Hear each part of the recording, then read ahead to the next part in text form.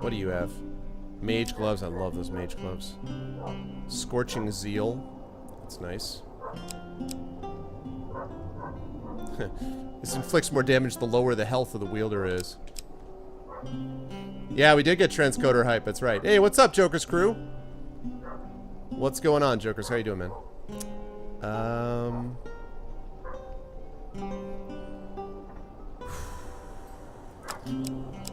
If I sell an item.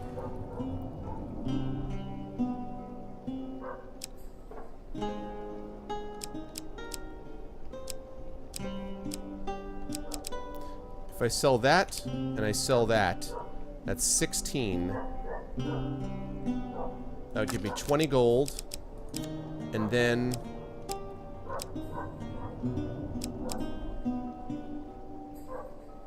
You know what? I think it's useful to do this even though it's a curse, because this is holy and that means it's going to do more damage against the undead. So I'm going to actually go ahead and do this. So I'm going to sell this. And I'm going to sell my axe. I'm going to buy, despite the curse, I'm going to buy this. Fire was never meant to be so controlled and so channeled. Dealer's Revenge.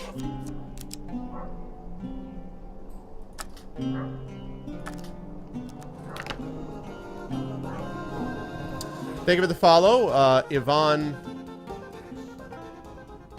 McMad. I got to increase the size of that. Welcome in. Thank you. Welcome. Join the Arvanauts. Oh, thanks, Ten. Well, there's no partnership yet involved. That just happens to be that I got the transcoder tonight, but I'm working on that. I do have the Patreon though, which maybe somebody could pop up a exclamation point Arvtreon, and that way that would explain what's going on with the Patreon. Oh, really, Jokers? Sucks, man. What is that? In combat, every dying enemy has a 40% chance to drop a bomb. Word to your moms, I came to drop bombs. Thank you very much, gent. Yes, and many benefits, including the short story reading I'm going to do later on today, and the game choice, which, by the way, in probably another, I'm guessing about 10 minutes or so, 15 minutes, maybe, yeah, something like that, 10, 15 minutes, I will take a break, and I will have you guys vote on the game you would like me to try to play for this month. And then when I come back, we'll play a little longer, and then I'll do a short story before bailing out for the evening. So, okay, here we go. I don't know why I did that. That was completely dumb. A wife's fury. You are braver than I if you're willing to get involved in a marital dispute. While traveling through a small town, you're accosted by a furious woman who shouts at you from the door of her homestead. You there! You look like you can handle yourself. My husband was supposed to be home hours ago, but instead he's with his pals drinking away all our coin. They left the spoils from their latest job here. If you go and teach him a lesson, you can take your pick. I'll confront him. Now here's someone with some sense. I'd go crack his skull myself, but our dragon cow is birthing a litter and might burn the whole place down. Dragon cow? You find the woman's husband. Poor Jack. His place is so much lower than ours. Really? He merely repeats the same motions over and over, incapable of change. Come on.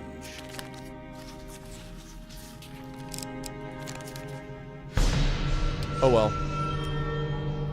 I hear worse threats from my wife every day of the week.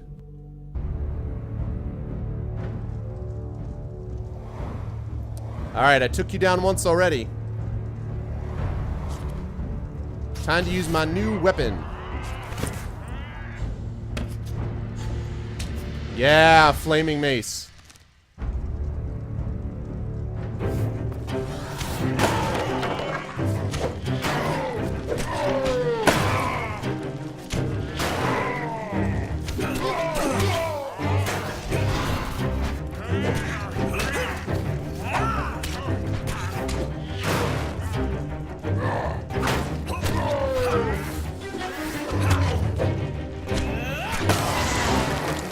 Ha ha ha ha!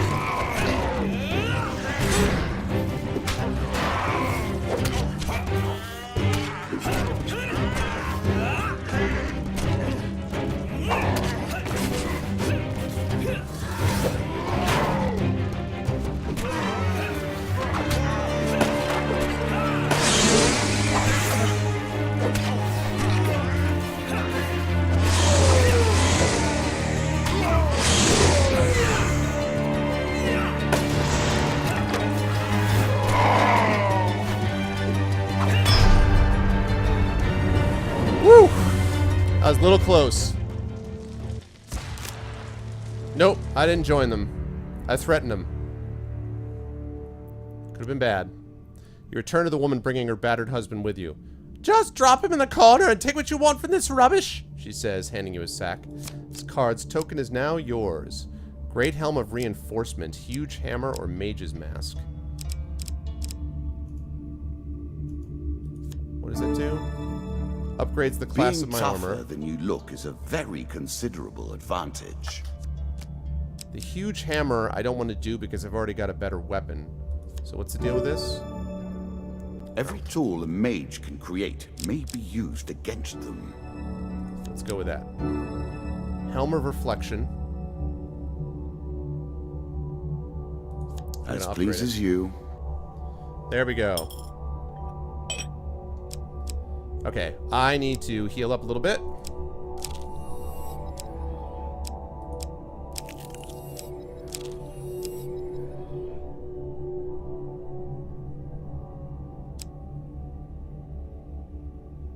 I made a mistake there. It's alright though. Smuggler's Wharf. Nice, I've been looking for this. We play for a token now. Norwich Port is little more than wooden planks sticking out over water. It's a den of iniquity. Visitors and inquiries are obviously not welcome. You spend your time getting acquainted with the workings of the wharf, looking for avenues to gain information. Oh yeah, I did this before. Blah, blah, blah, blah, blah, or drink with the captain. The ship's log thing didn't work. Let's drink with the captain. In what passes for a bar in this shanty town, you find a ship's captain drowning her sorrows. They must be frightful sorrows because she's drowning them in dolzy and brandy.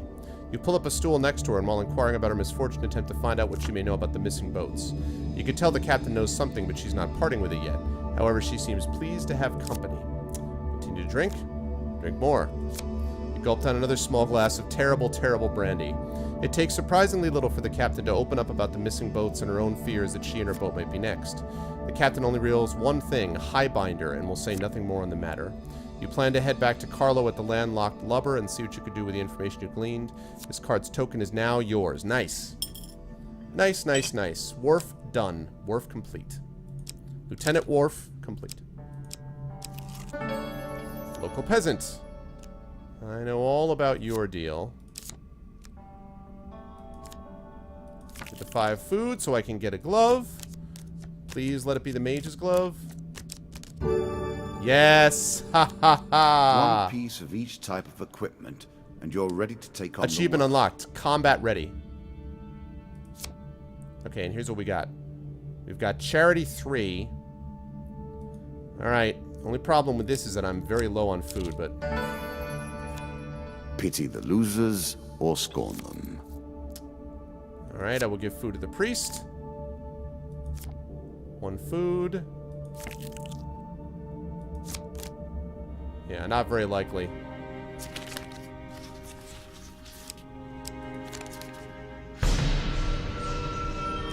Oh, no luck, but I got a blessing. Receive 1 food for every lizard look upon killed. you favorably.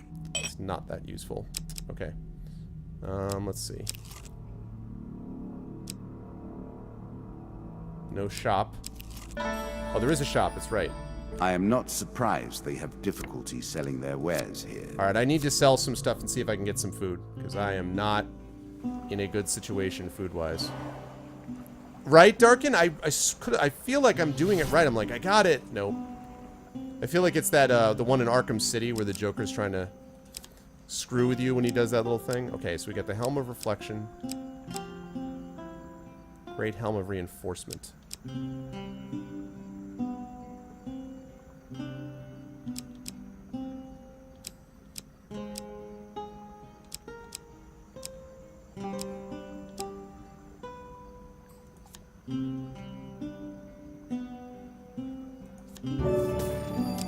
Don't need that.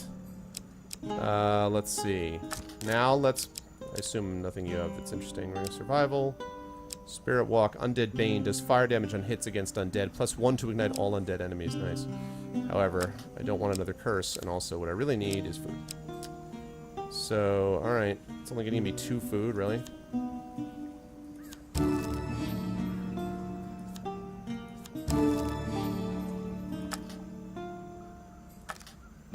Poverty-stricken again. But, I got some food, so... That's worth something. Alright, let's hitch a ride. Horse is a fine companion. Let's blow this popsicle I'm stand. sure you'll leave this one in time.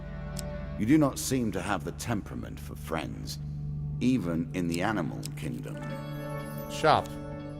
It's good timing. You always want to approach the shop because sometimes there are creatures that are in the shop or like near the shop. It's always not just a shop. It's not always just a shop, so...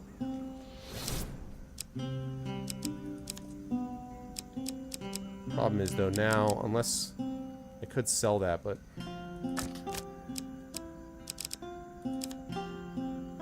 Survival, Undead Bane. Consuming Shame, Healer's Ring. Yeah. It's nice, but I don't have any gold. Which means I'm in big trouble. I need some food or some gold gain cards. Pronto. That's not what I needed. Flesh, but with no craft or substance. Powerful magic, but unfocused.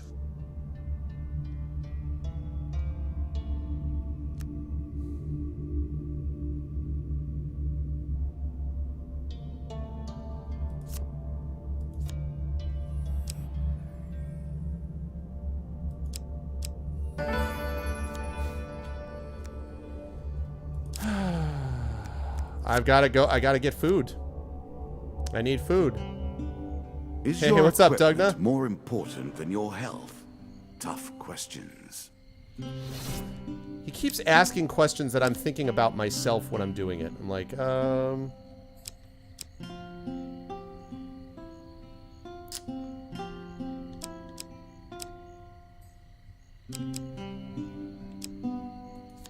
really hate to do this, but I need food.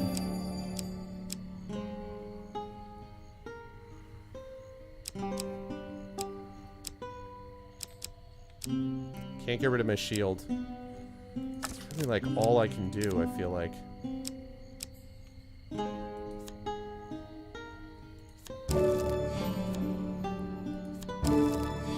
I'm in such terrible shape.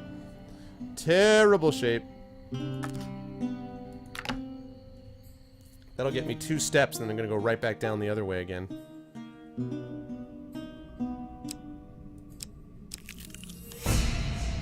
Devil's Wager. Great. Trust a devil or don't? I wouldn't. A devil appears in a puff of smoke and fixes its evil gaze upon you. Greetings, mortal.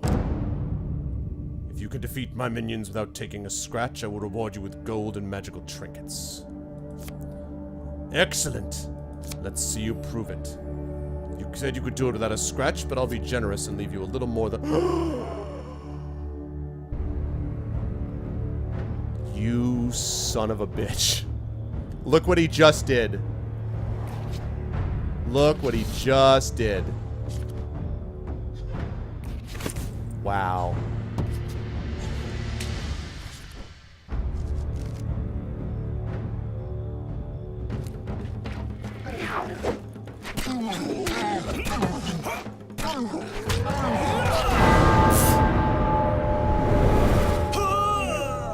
That's such crap. Oh, man. Your weapon has powers, yet you haven't used them. And now you're dead. It is but a game. Yep, apparently so, JTW. I did get some tokens, though. For participating in a desert cult ceremony, you receive 10 maximum health, Desert of the Damned, and Skullcap of Prophecy. Devil's Wager, not so good. For going to the tavern to retrieve the woman's husband, you receive a tavern wager. I got this one, though. For infiltrating Knollwich Port, you receive the following card, the Landlocked Lubber 2. I like how there's, like, quests built in over time. Can you muster the strength to go on? Alright, in just a moment, I'm going to skip out of this, and we're going to do our little game choice thing. But before I do that, I want to do a little bit of deck building here. Come now. The Queen awaits. Sure she does. Okay.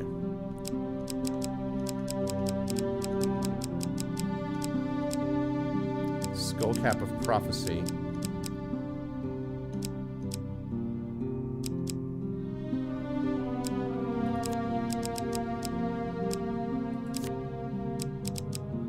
Okay. That's probably all I need from this.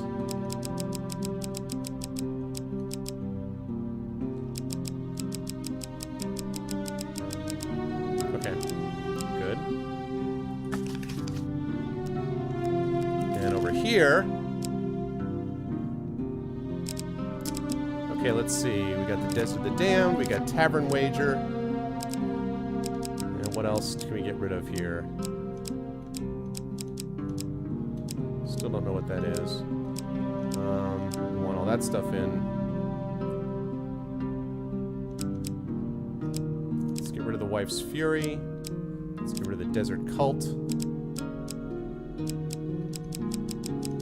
These are all the previous cards.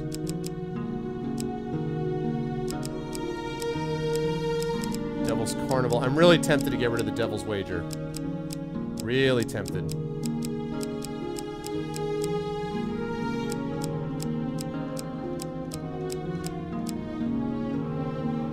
Really tempted. I'll keep it for now, but I want you all to know how tempted I was. I was super tempted.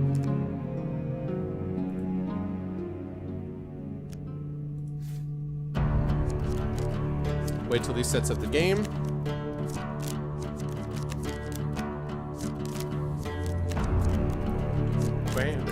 Did you expect me to tell your fortune?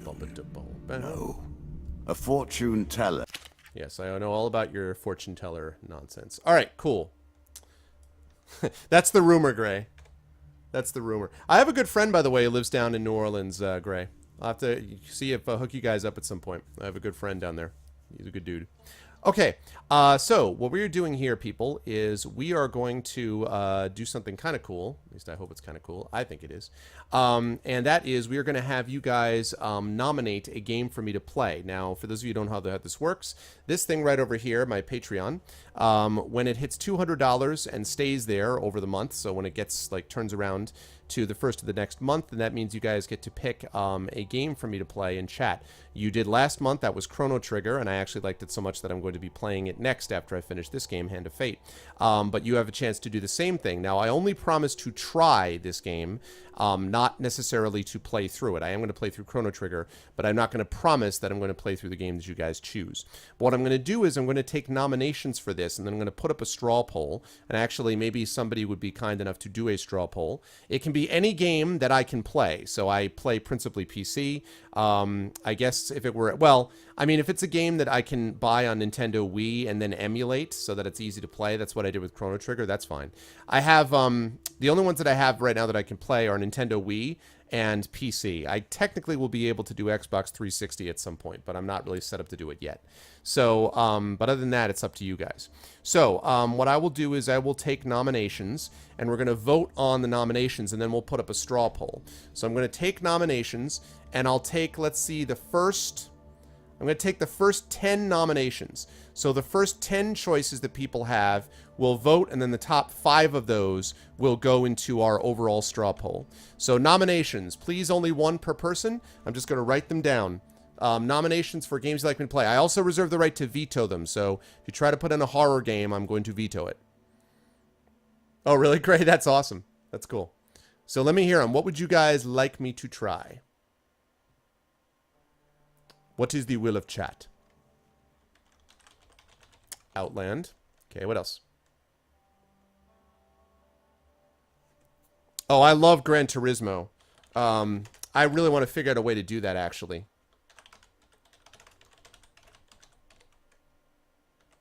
Half-Life 3. I'm going to put that as like a question mark. Yeah, see, that's a veto. I'm not doing Five Nights at Freddy's.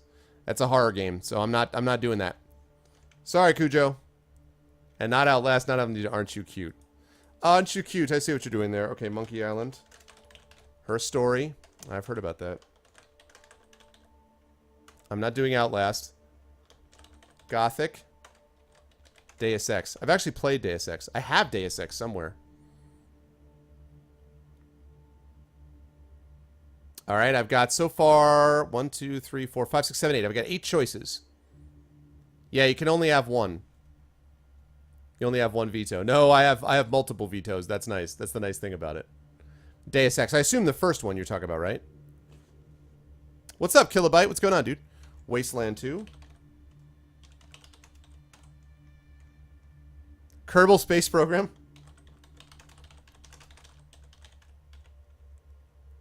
Your real vote. Wait, you have a... What was your actual non-real vote? Oh, your real vote is Diablo 2. Okay. So, here we go. Let's see. I will leave that last one in there. Yeah, I got that already, actually, Dingleberry. So, Deus Ex, the Deus Ex old school one. Okay. All right, we got our sets, folks. So, here we go. I'm going to open a poll. And what I'd like you guys to do is to vote in this poll. And the poll is going to consist of all the possible choices. The top 5 choices will go into a straw poll. I'm going to leave that straw poll up over the weekend, and then Tuesday we'll find out what that game's going to be. Yes, sorry, no Slender, and sorry, Dungeons of Dreadmore unfortunately came in too late.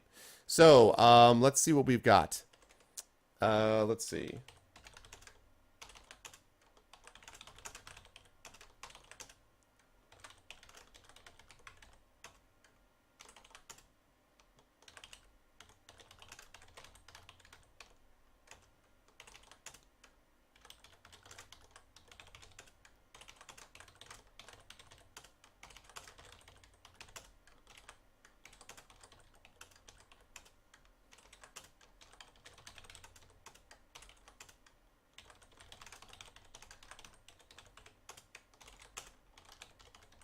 Okay, I think I got it right. Here we go. There's the poll, folks. Outland, Salmon Max, Gran Turismo, Valkyria Chronicles, Monkey Island, Her Story, Gothic, Deus Ex, Wasteland 2, Kerbal Space Program, or Diablo 2. Type in ! choose, and then the number of the choice that you'd like to nominate. So, ! choose. So we got 1 for Kerbal Space. And again, the top 5 choices, the top 5 vote getters will go into the straw poll. Her Story. Her Dairy. I actually like the idea of Her Dairy, though, Kill. That'd be even better. I've played and won Diablo 2, by the way, so you know. I don't have the discs anymore. I still have the...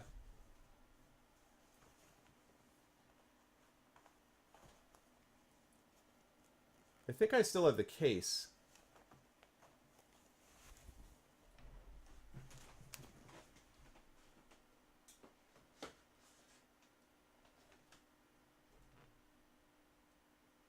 But look though. One of the discs got broken. Actually, maybe it didn't. Maybe I have... Wow, super old school.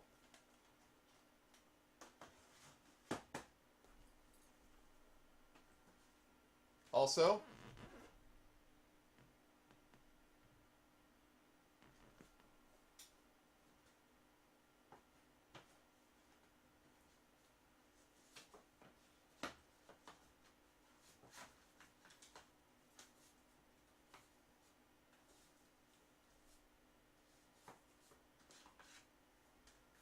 wow, you guys want old school here? Look at this.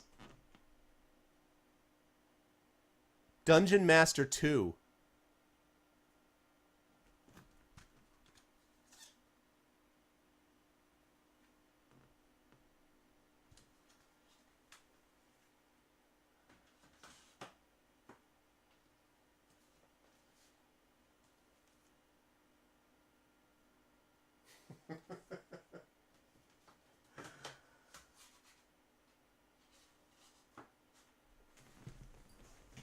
I better not start looking at all my old games. I'm going to be in trouble. If you have the CD keys, you can register Diablo 2 and download it. Oh, nice, nice. Okay. All right, see you, Darkin. Thanks, man. All right, so right now, it looks like we've got... right now, it looks like we've got... Ooh, he added some new things in. Right now, Valkyria Chronicles has the most votes. Sam and Max, Outland, Her Story, Wasteland 2, and Diablo 2 all have 2 votes, and everything else is in the background. Although, actually, Her Story, I think, has got 3 votes now, so I think that's tied up.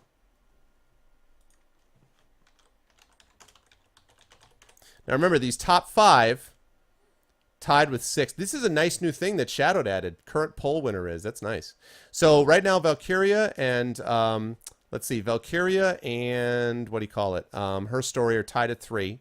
Then Sam and Max, Outland, and Wasteland 2 and Diablo 2 all have the next set of votes. Old school Madden is right. Okay, so what else? We're closing in on last call here for this poll, guys. Last call.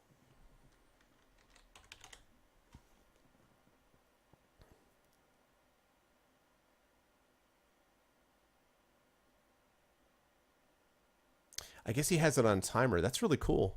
I like that. Valkyria Chronicles, I know I've asked this before. Valkyria Chronicles is that thing where it's like a top-down like tactical map, and then when you actually move, the camera like zooms down and you see the person actually executing whatever action you told them to do, right? It's like some kind of a military. It reminded me a little bit of like Front Mission, except that you actually zoom down into close combat, I think. Right? Is that Valkyria Chronicles, I believe? If I'm not mistaken.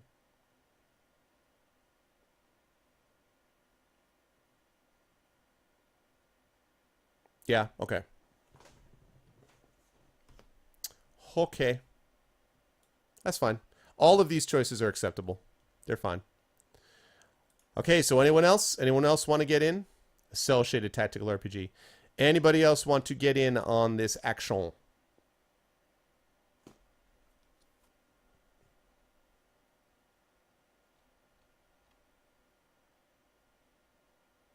It's a lot of fun, but also very challenging.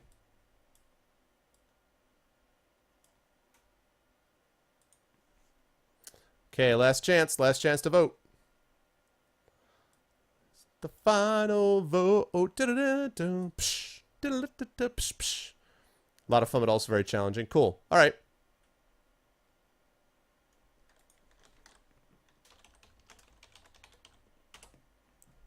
Okay, here we go. So, let's take out the 0 votes. Sadly, there will be no Gothic. Sadly, there will be... Yeah. Well, that's, you know, that's okay. This is just kind of giving it a try. There'll be no Monkey Island, I'm afraid. Game I have never played, actually. There'll be no Gran Turismo. We will not have Kerbal Space Program. Okay, Outland 2 votes, Sam and Max 2, Valkyria 3, Monkey Island 1, 3, Wasteland 2. Okay, so what I want to do is, because I want to cut this down a little bit more, I'm going to take Valkyria Chronicles and Her Story out of this poll because those are automatics. So Valkyria Chronicles and Her Story are definitely going to be in there. So what I'm going to do instead is I'm just going to have us vote between the ones that got 2 votes each. So I'm going to set up a new poll. I know. No, I've heard that. I know. It's not intentional. It's not like I'm trying to be, but... all right, so now I'm going to put in the votes that got... These are all the ones that are tied for the 2 votes. So I'm going to take the top 3 of these.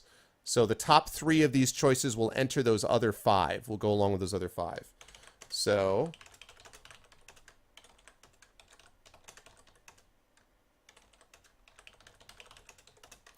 Boy, Sam and Max got so much love last month that I assumed I was going to have a similar situation this time, but... 1, 2, 3, 4, 5. Okay. Here we go. So, now you guys can vote for this. So, again, please vote again. And again, the top 3 of these will be entered into the final nominating ballot.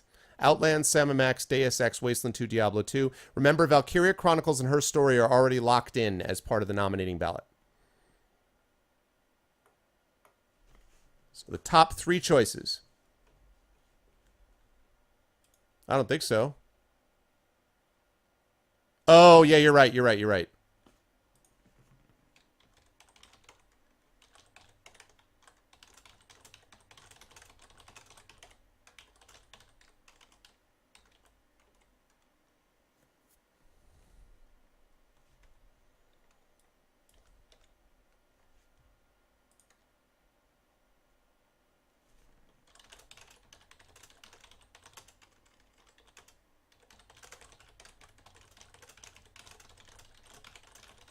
That is correct. I had not played Sam and Max either.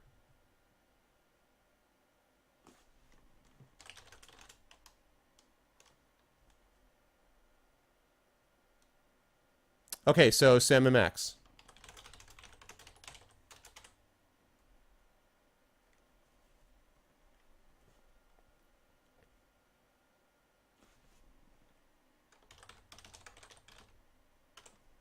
Okay. All right, cool. Yeah, for some reason I missed that. Sorry. So again, the top 3 of these will be moving on to the final nominating ballot. And then you guys will get a chance to decide. And as I say, I'm going to leave this up until Tuesday. So you guys will have a chance over the weekend to vote on it just like we did last time. And then I will take one of my sessions by the end of the month. I will take to play through that game. And again, I will only play through it the one session because I'm going to be keeping going with whatever else I'm playing. But just as was the case with Chrono Trigger, if I really like it, then I will come back to it at some point. In the case of Chrono Trigger, I'm coming back to it pretty quickly, actually, after playing the other stuff. So these errors need to be corrected. That's why I need to. Okay. I'm fine with that. Like, I'm fine with that. I'm seriously considering playing. I forgot to mention this when I was talking about what game I want to play after Chrono Trigger. I'm seriously considering doing Sherlock Holmes Crimes and Punishments. I feel like playing a cool detective game.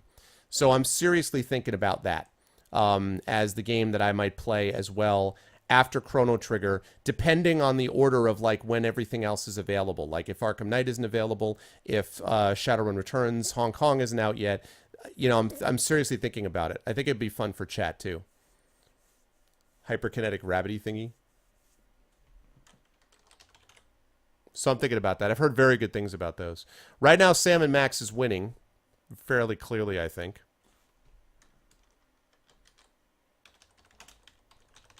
Yeah, I think it'd be fun. I think it'd be fun. Wow, Sam and Max is crushing it. Well, right now, it's Sam and Max, Diablo 2, and then there's a tie between... Oh, sorry. Sam and Max gets 8 votes, and Diablo 2.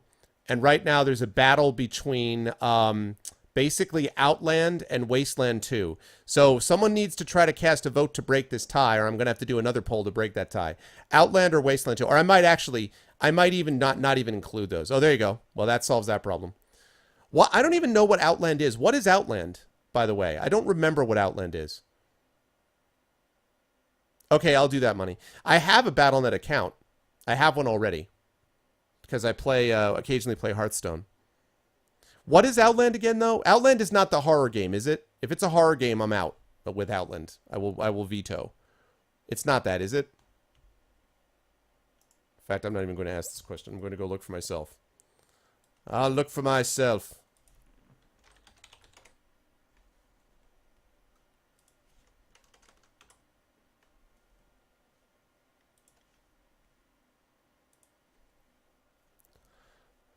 Fast-paced, dynamic platformer where the player uses powers of light and dark in an epic journey to save the world from forces of chaos. Oh, no, that's cool. That's fine. No, it's not. It's not. That's good. I'm just looking at it now. That's cool. I don't know. It seems neat. I don't usually do a whole lot of platforming except for like Metroids and stuff like that. It reminds me a little bit of Guacamelee, which I didn't have a great experience with, but that's cool. No, I'm fine with that. That's fine. Damn it, Cujo. All right, so here we go. Last call, last call. Right. That's right. Yeah. Last call. That's cool that he said Shadow set it up. Shadow was doing some smart things. Smart things, our friend Shadow. And by the way, for those of you who are new to the stream, I hope you like what you see in here. My name is Arvin Eleron. I play all sorts of different games, but I tend to focus on story and narrative-based games, as you're about to see, because after we're done with this, I'm going to take about a 5-10 minute break. I'm going to come back. We're going to do a little short story reading, and then I'm going to... Actually, no. I'm going to come back. We're going to play some more Hand of Fate, and then I'm going to do a short story reading to end up the cast. Probably is what I'm going to do. And yes, I'm going to be finishing Hand of Fate, then I'm going to be moving on to Chrono Trigger, and then when that's done, we'll be moving on possibly to a Sherlock Holmes game, possibly to Shadowrun Returns Hong Kong. We'll see. I also do a number of developer interviews and things like that. I have some special events coming up soon, and we'll be able to reveal more about them next week, and also occasionally play some Dungeons & Dragons with a group of people. Hopefully, if we get to a certain point of the Patreon, I can do that with viewers as well. And I also play Fighting Fantasy game books with my chat as well. Very story and narrative based. And if all of that sounds good to you, I think we have the best community on Twitch. I would love for you to join us. And you can do that by hitting that follow button. If you've been here for a while and want to do even more, supporting that Patreon is a big help. It definitely makes a difference for the channel as we try to move the channel towards partnership. So thank you guys. Right. That vaguely sounded familiar to me. That's right. Okay. Here we go. So the winner is Sam and Max by a huge margin. Sam and Max. And then the other two are... Sam Max actually gets 8 votes because Deus Ex was accidentally put in there. So nothing for them. Diablo 2 is entered into that mix. And Outland gets the last vote. So unfortunately, Wasteland 2 is the odd man out. All right. So that means that our final tally, people, and I'm going to put this up in a straw poll. In fact, could one of my mods or could one of my viewers, would somebody mind volunteering to make a straw poll for this?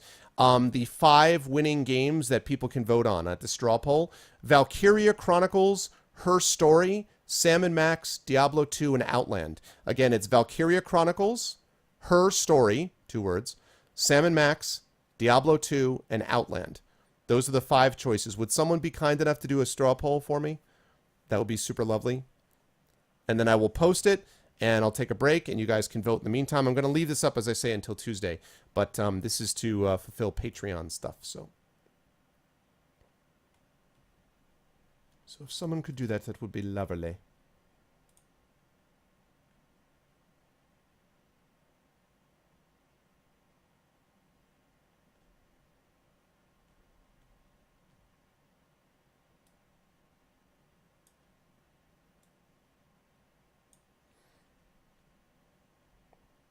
It's an interesting mix. It's an interesting mix. We got a tactical RPG. We've got I don't know what to describe Her Story as. I guess it's an adventure, point-and-click adventure game, kind of, but there's much more to it. Sam and Max is definitely a point-and-click adventure. Diablo 2 and Outland. Diablo 2 is like the obviously the action RPG, and then Outland is a platformer. Anyone?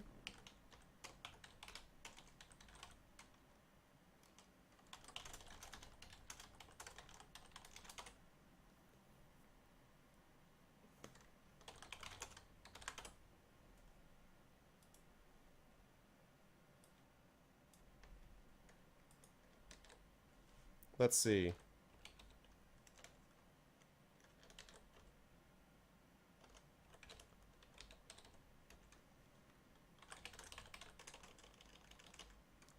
Thanks, Sarcosis. Let's see. Vote on what game Arv should try.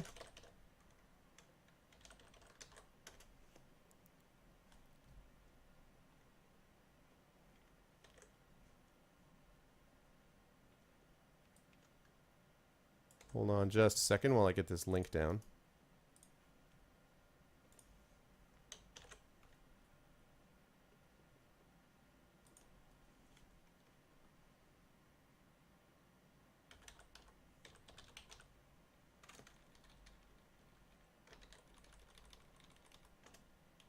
Whoops. Yay!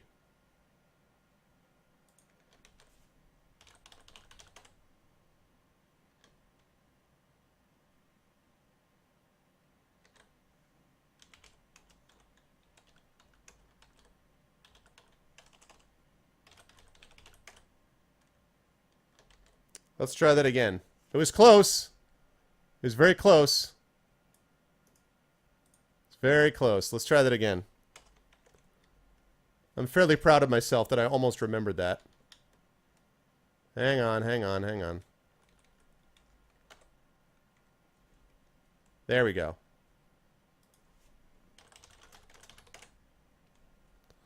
Okay.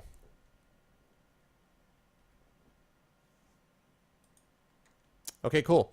Well, Sam and Max has forged into the early lead. Right now, Valkyria Chronicle, Her Story, Diablo 2, and Outland. Valkyria Chronicle's got 2 votes. Her Story, Diablo 2, and Outland are all trailing with 1 vote. So that is where things stand as we speak. Cool. Yeah. Isn't that cool? It's got this kind of extra thing added in. Cool. I like it. That's a good select. Yeah, it doesn't always do that, but I think there's a way that you can do it with certain bots. It's all shadowed mage magic and stuff like that, and laws magic with the Lawkeeper bot. Okay. All right, folks. So I'm going to take about a 10-minute break. I'll be back at you in 10 minutes. And then at that point, we will play a little more Hand of Fate, probably another half hour to 40 minutes, something like that. And then I'm going to do my short story reading, which will be the last fulfillment of the Patreon. The only other thing is just to actually play the game. So I will do that, and then we'll do our giveaway and our raid, and we'll call it a night. And I'll be back at you either tomorrow or Saturday, depends on how travel works out, live from Arvbox as we continue Hand of Fate and then moving on to Chrono Trigger. So that's the deal with that, but I'm going to take about 10 minutes. Please don't go anywhere. Let everyone know. Please feel free to chat. Please feel free to play games and chat with each other. Nice ones. Hang out with each other. Have fun. Talk amongst yourselves. Stretch. Get a drink. Get some food. All that kind of stuff. And I'll be back at you guys in just a few minutes. Hang tight.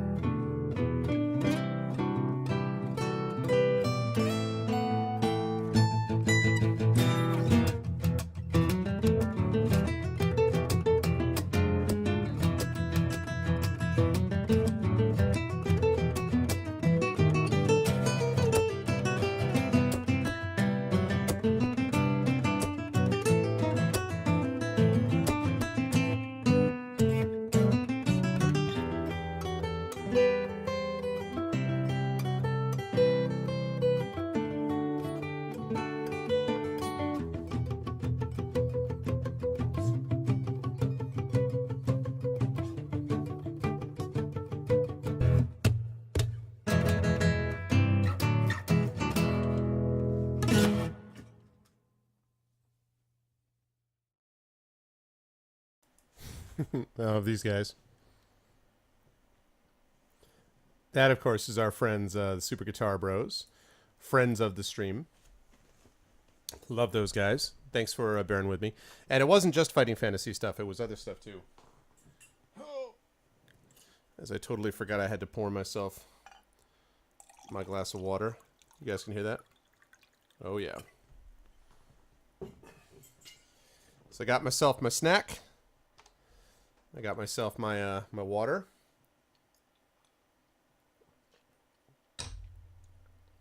And pistachios.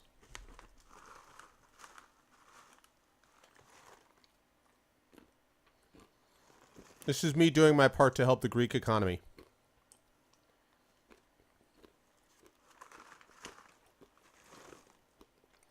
Epidemic. You can never have enough, right? What's up, Sundare? This is Hand of Fate. But before we go there...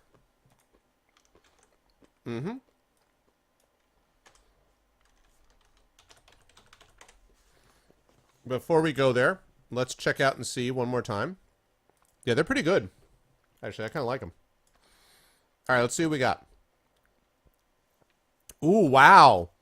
Right now, currently, Valkyria Chronicle and Sam & Max are locked in a death struggle with 5 votes. Oh, Valkyria Chronicle just popped up higher.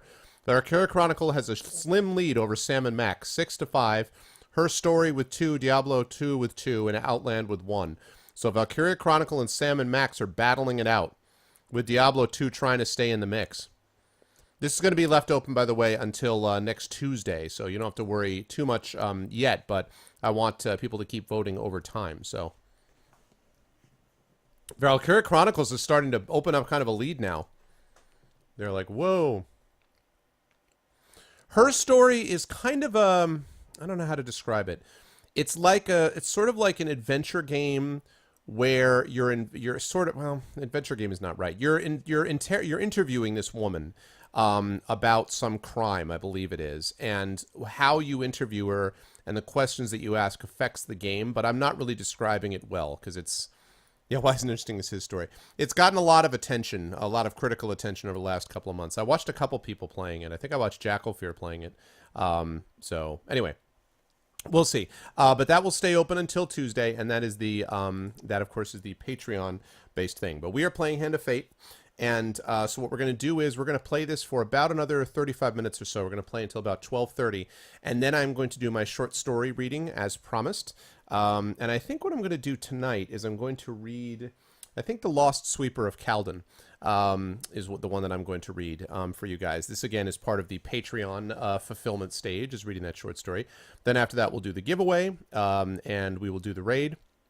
And that'll be it from me for today. And again, I'll be back at you guys hopefully tomorrow with some ARVBox power on the road, but we will see how that goes. Sunday. All right. Let us move this over here and let us get back into it. So welcome in back to everybody. Is at their most base and despicable when they begin to believe their own lies. Of course, I am different. Twisted Canyon. My powers are genuine. Let's climb down to retrieve that weapon.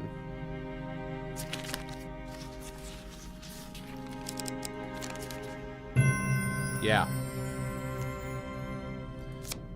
Okay. Retrieve the weapon. Huge hammer! I shall unquestionably equip that.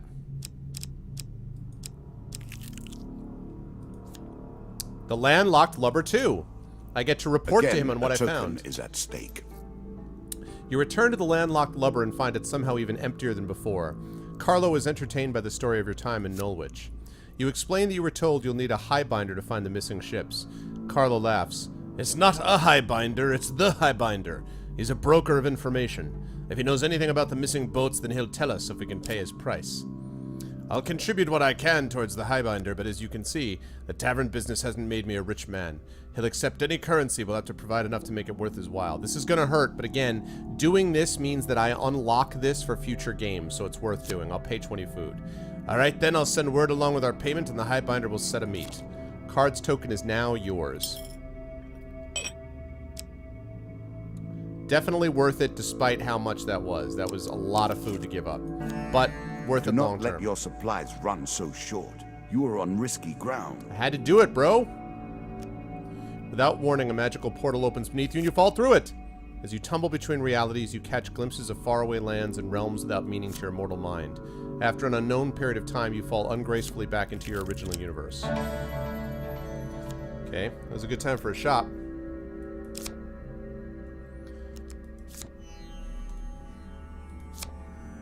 I will approach it, although I don't really have anything. I have to sell something. I guess I could sell my axe. And my axe.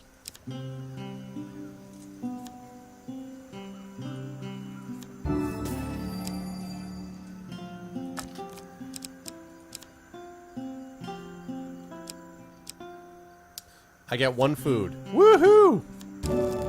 Yeah, I got me a grand total of 2 food now. Oh yeah.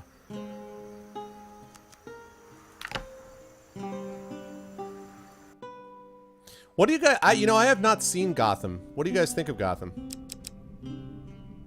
I have not seen it yet. Helpful priest. I don't have any food. Here's the problem. You just gave me gold? Okay. Cave escape it is. Caverns. One cannot hope to find adventure without a little delving now. Yeah, I'm in big trouble on food. I knew that, but oh god. Well, battle time. It's a good show, yeah.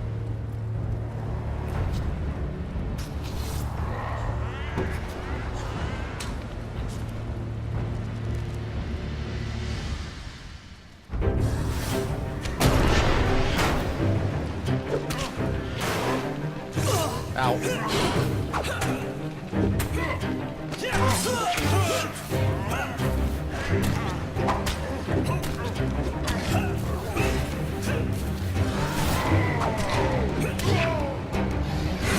Damn it.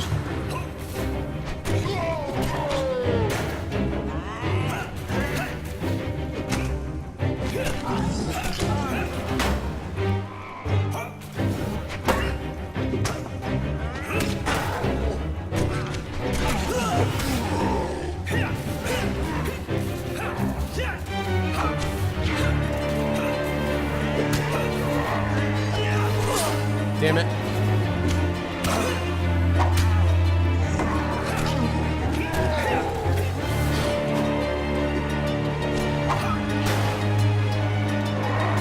Damn it. Too many unblockable attacks.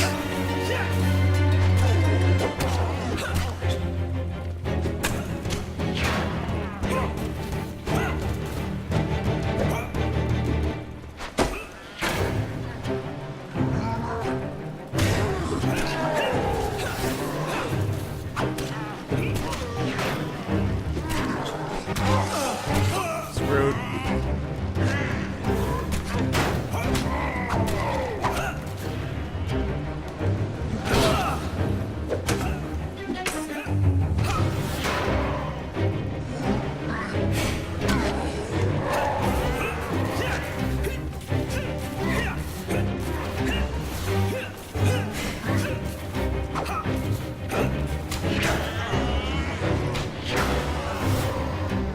No!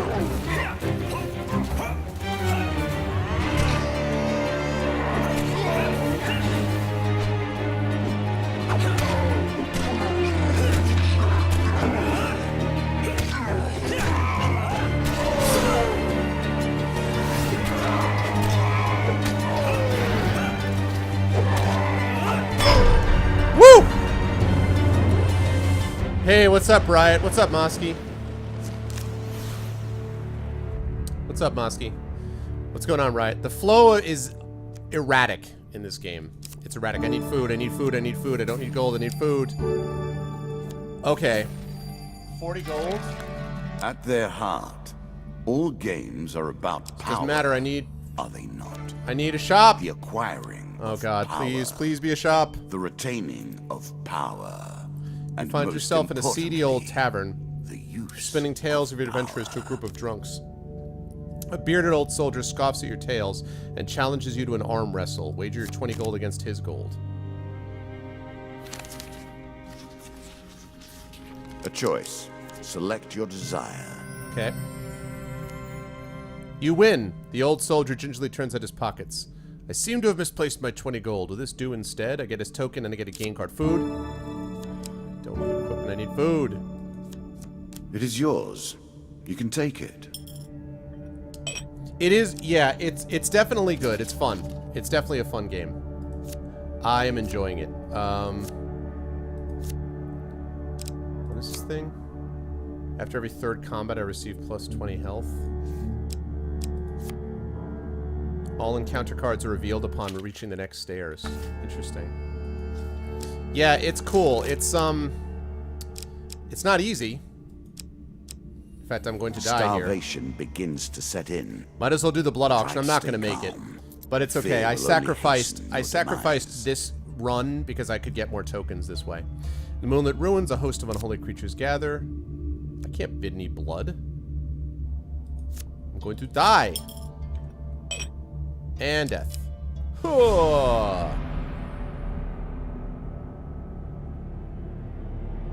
A sad way to end.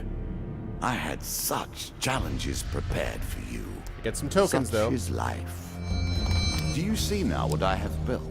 How elegantly all the pieces For paying the fee to the Highbinder, you receive this card. Meet the Highbinder. That's the next part of that quest. And for winning a tavern wager, you receive a bashing ring. Alright, She waits for you, that's fine. It was worth it. even now. Because because I wasn't gonna because the minute you bid it, you die. So it doesn't matter. Like I wouldn't have gotten far enough. The minimum is like 60. So Take arms against the Queen of Skulls, and you will meet only death. okay, let's take a look at equipment list. No. I think I have just the bashing ring, right?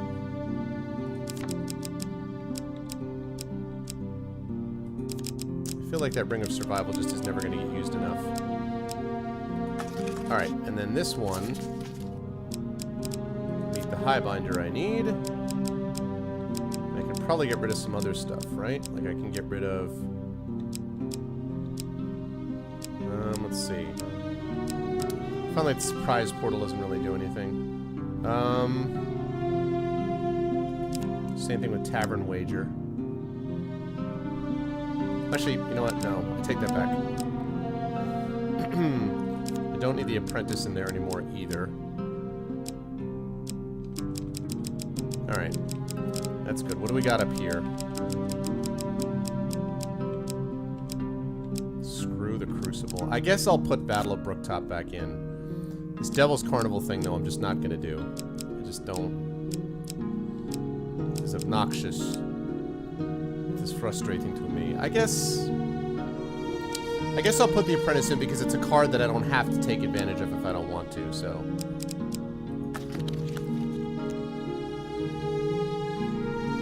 What's up, Orb Weaver? Oh, Wife's Fury. Yeah, that was an interesting one. That one I got fairly early on. Okay. Let's do it. I didn't have enough pistachios the last time.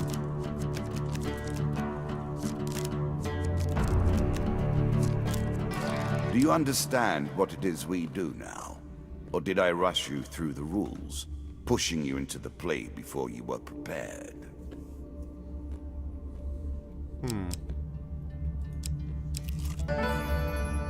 Heroes Remains.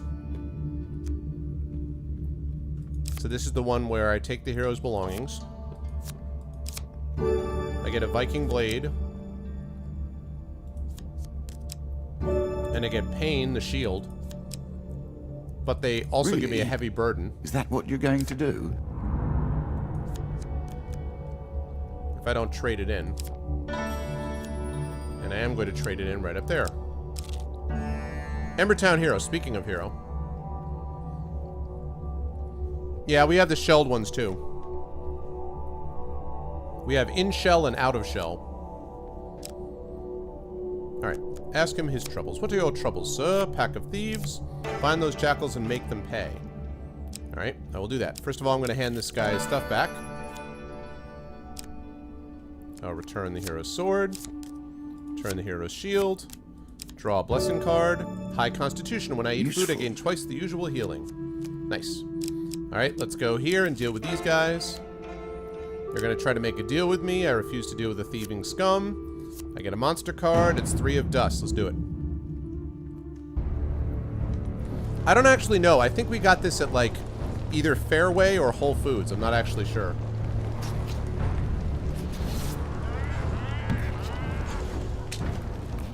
My daughter's a big fan of pistachios.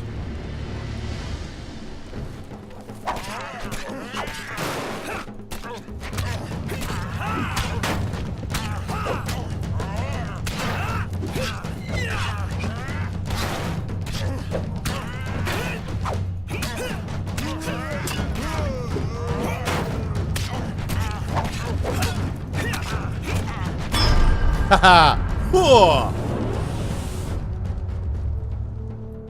Sometimes this combat can be a lot of fun. It just depends. What's up, Thorg? That was pretty well done. Easy. 3 gain cards. Armory. Draw 2. Select 1 to keep. I will take Frostfang.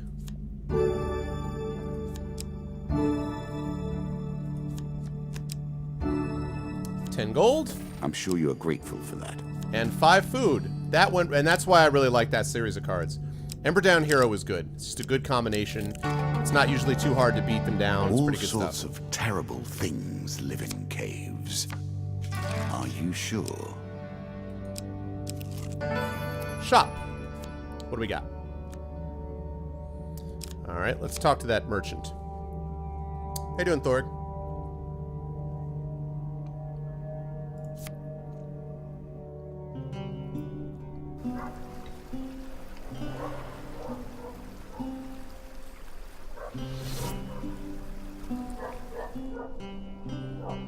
Okay.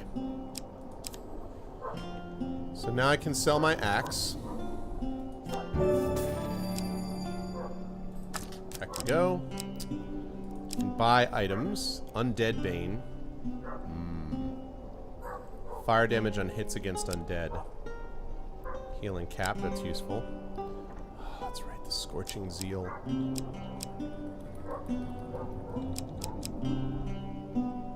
I should probably see if I can get Undead Bane. I'd have to sell Frostfang, or whatever, Frost whatever. Yeah, I'm gonna do that actually. Even though I'm gonna take a curse.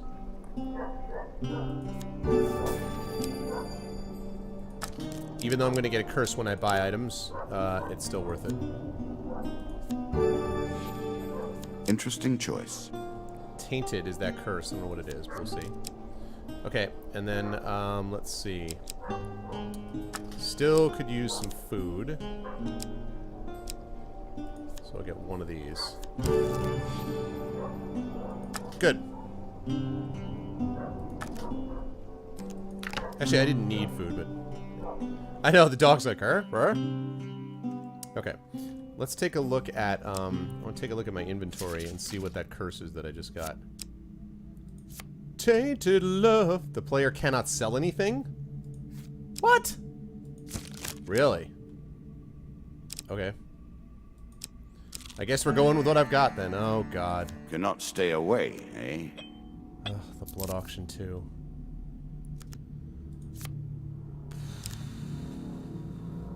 $60 health.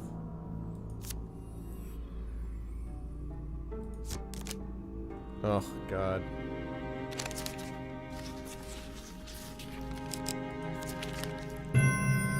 Yes! Woo! Token is mine! Yes. Absolutely outstanding. And I got a ring, too. What did I get? Thought I got a ring. Thought I got a ring!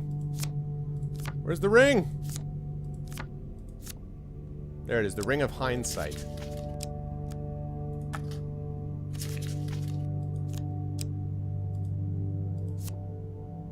All encounter cards revealed upon reaching the next stairs. That's nice. That was pretty awesome, I'll admit. That was pretty cool. And now I can get that card the hell out of my deck.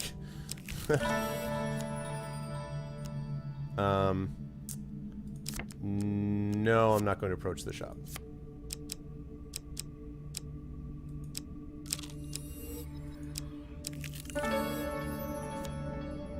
I'm going to pass it by again.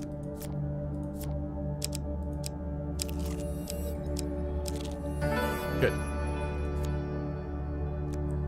Lovely. Alright. Dark Dweller. These things suck. Always lucky. These guys are not fun.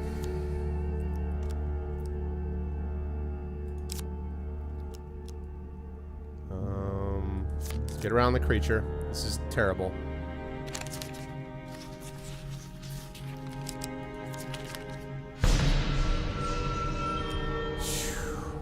Nah, it's not though, money. I don't like that. It's you still have to ugh. Ow. I think he took away my hindsight ring. Which only sucks because I only just got it, but alright. Anyway, Dead King's Hall. 2 monster cards, 3 of mages, 2 of scales. Yeah, let's take it by surprise. I think I realized I had that.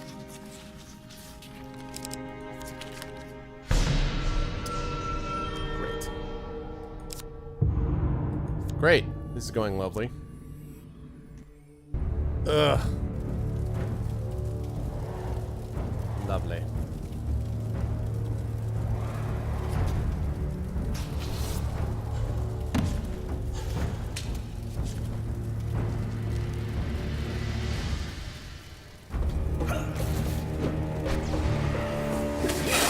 Oh, God.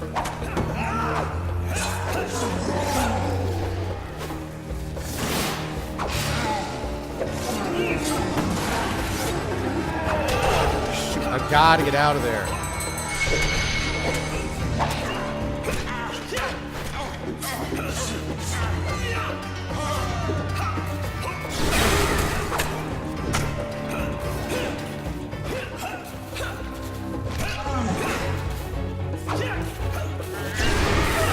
Damn it.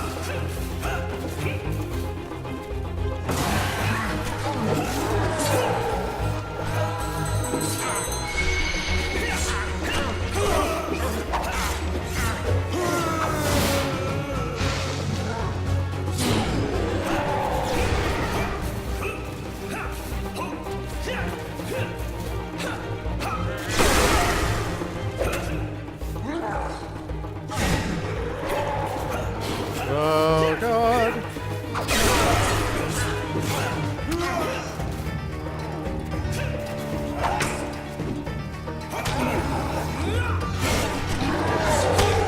I ducked that. That's crap.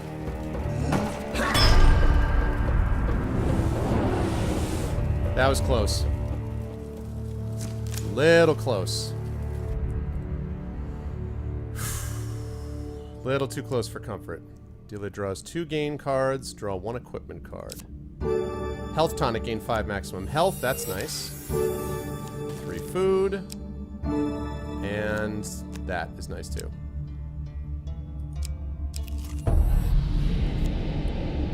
Do I have to go past this guy every time? Oh my God, man. What?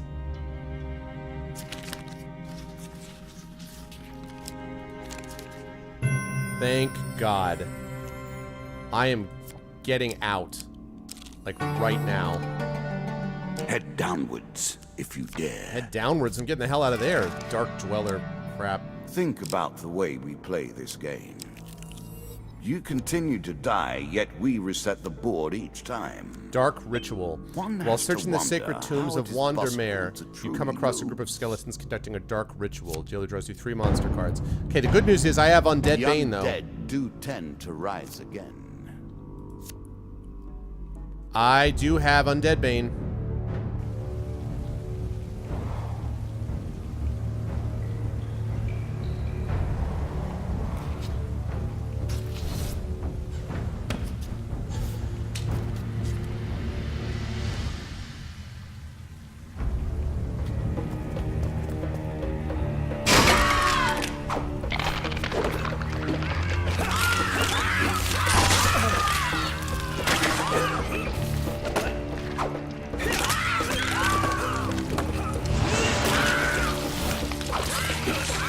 That's right, burninating the countryside, baby.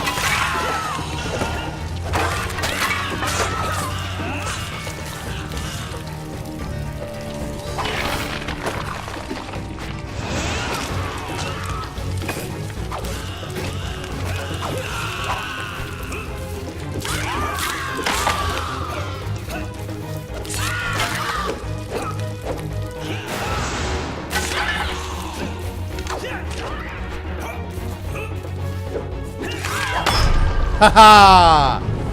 Kaplow! I like that red flame, man. It's almost like, who's with me? Green flame. Anyone get the reference? Green flame? Anyone? Anyone? As the last broken bone clatters the stone floor, you realize that your intervention has come too late. The sarcophagus is slowly cracking open. You quickly grab what you can from the area and flee the chamber. Draw 2 equipment cards. This card's token is now yours. Healer's Ring. Nice. A tool used by those who made life better for others, now in your hands. Bashing Ring. Once per combat, the 10th time the player successfully performs a shield bash attack, plus 10 gold appears. There you go, JTW. Green flame! Standing outside a moment later, you hear an unholy shriek that will haunt your dreams forever.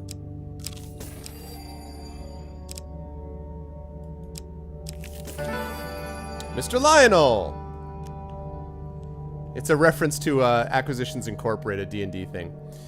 Mr. Lionel. My name is Mr. Lionel. If you give me what I need, boy, I will conjure up your heart's desire with this wizarding wand of my own creation. Have some bread. I know what you need. Oh, he just teleports me. It's not helping me out, bro. Alright.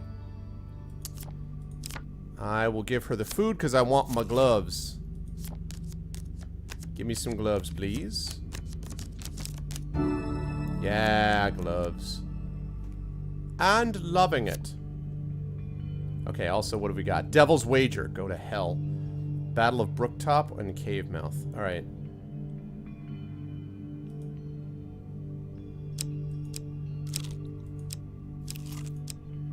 And we're out.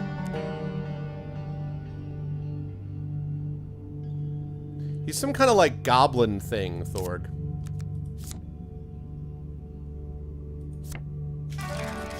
All the world is a game board, and us men and women merely players.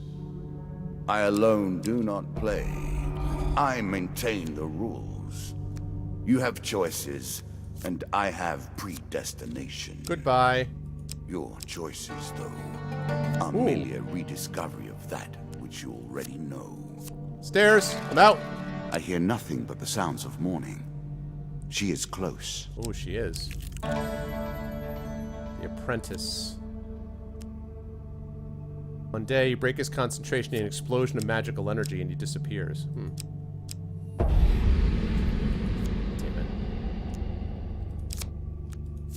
Flee! I am in really big trouble. Shop! Okay, here's the problem, though. I can't sell anything. The problem I'm facing here is that I can't sell anything. An opportunity to eat. Yeah, but I can't sell anything. See, it won't let me sell. No.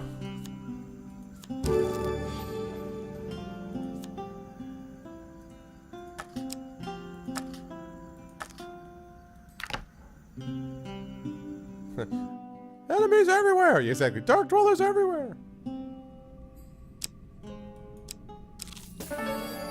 Oh, thank you, the maiden. Oh my god, the maiden. I need supplies, maiden. This bread will sustain you for many days. 3 food. Come on, give me another big one. Yes, 8 food. Oh, thank god. Thank god. Alright, let's see.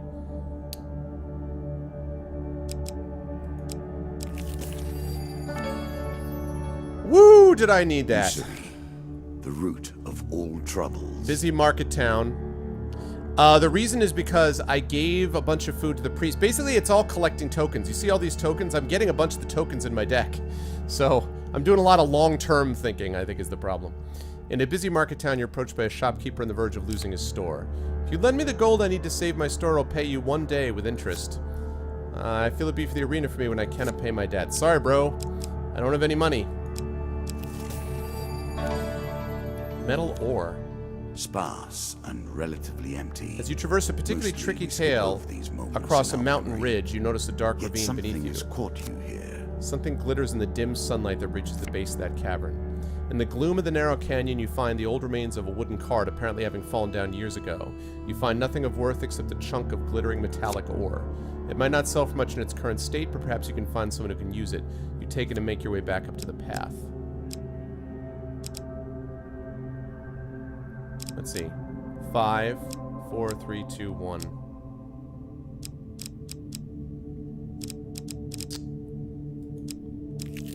This is a gamble. I'm hoping that I can use the ore. You cannot come to this table with debts outstanding. Shoot. I was hoping that I could use that.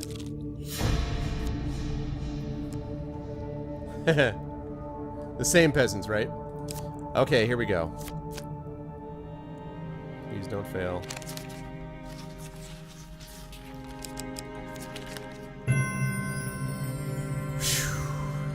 Okay, hall is silent.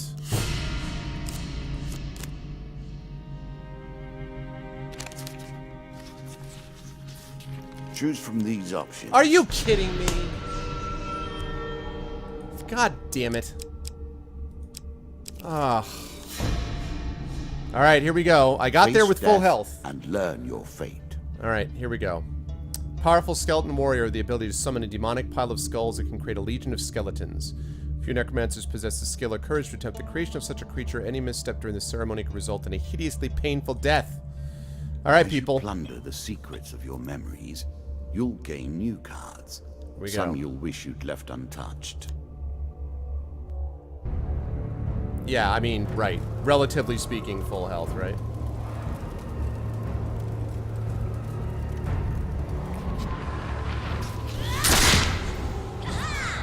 Damn.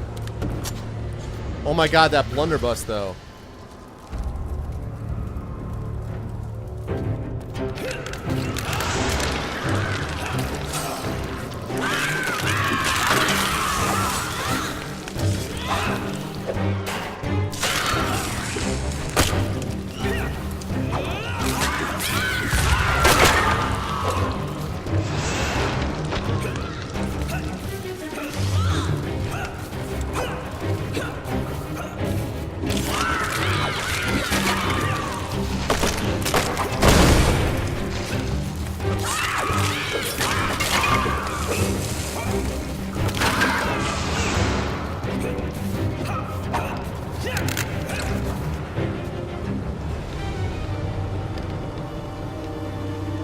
That was not hard.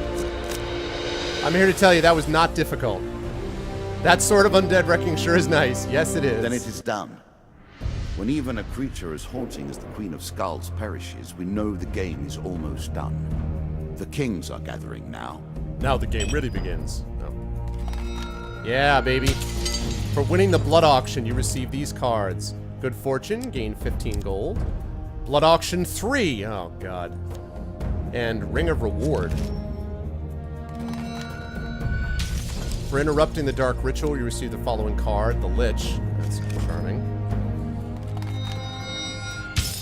As a reward for defeating my Skeleton Queen, you receive Queen of Plague. She's the next attack. That's the rats.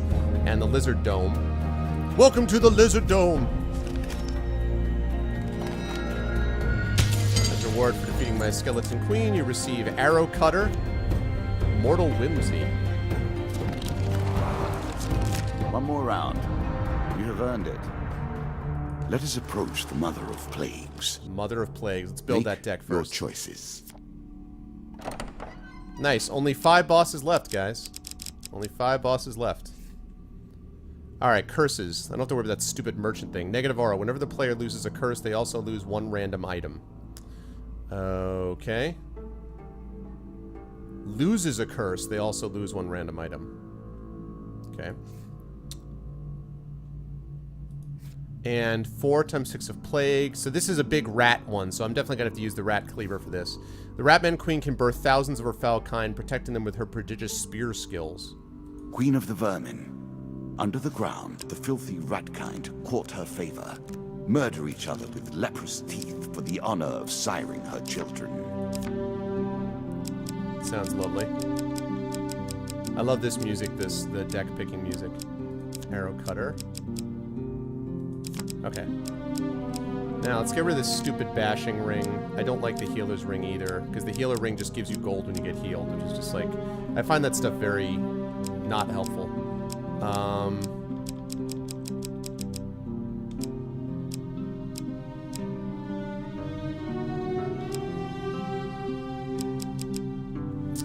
Need to get rid of 2 here. Queen of... What's up, Shabby? Queen of Vermin. So much better than the Duke of Vermin.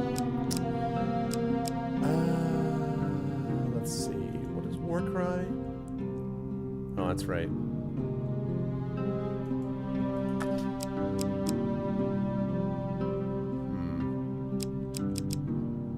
It's possible.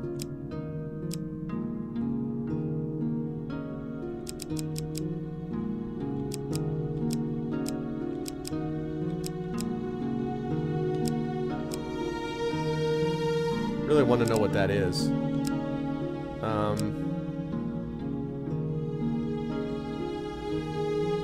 Trying to decide if I should keep Frostfang or not. I may ditch... I just don't like consuming shame. I just never want... I see it and I'm like, cool, and then I never want to use it. So it's like... Same thing with this. Just for the way I play, I don't think it's useful. Alright. Okay, and the encounters. Let's add these.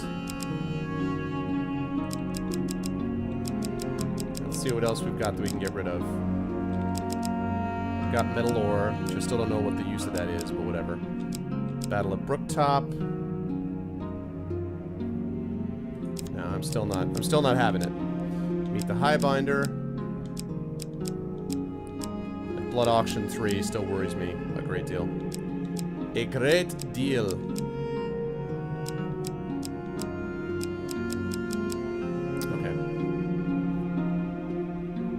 It's interesting how you get into this sort of strategy of building in, quote, dead cards, because basically any card that you don't get killed by something is a win. You know, any card that you don't get pain cards or attacks or losses is a win, so... Okay. So... This was just about the time that I was going to take my break. Let's see. Let's see what we have so far. We have beaten the Jack of Dust, the Jack of Skulls, the Queen of Dust. We have beaten the Jack of Plague, the King of Dust, the Jack of Scales. We've beaten the Queen of Skulls, and now we've got the Queen of Plague. So today, I think we beat 2 more. We beat 5 yesterday, beat 2 more today. And we've got 5 left to do. I think there was already some DLC that came out that was like called the Ship DLC or something, Kill, that came with it. I don't think I'd had to buy. I don't know if there's more DLC. I might. It's possible. I know, right, TNS? Another rat boss. Well, I mean, I got the Rat Cleaver, and, you know... I'm telling you what, I'd actually like to face the undead a lot more. That battle against the Queen of Skulls was easy. The freaking sword was OP, man. Okay, but I think, in the interest of doing what I said I would do... This is really cool, though. This is really cool. I hope you guys are continuing to enjoy this, because I am. And I hope you guys are, too. Because I am having a good time with it. Thus far. And you're going to see more of it, because we're going to do more Hand of Fate, and then moving on to Chrono Trigger after that. Okay, so we are not stopping the stream, in case anyone was curious. We are not stopping the stream. What we are doing, though, is I have a fulfillment of Patreon that I want to do, and I've been actually planning to do for a while, and that is a reading, a short story reading specifically. Now, you guys have remembered that I promised that I would read either a short story by myself or a friend of mine or something like that once every month. Last month, I read, I think, The Pressel's Call, and so this month, I'm going to read something which was actually from Time Travel Tales Volume 2. Show you what that looks like.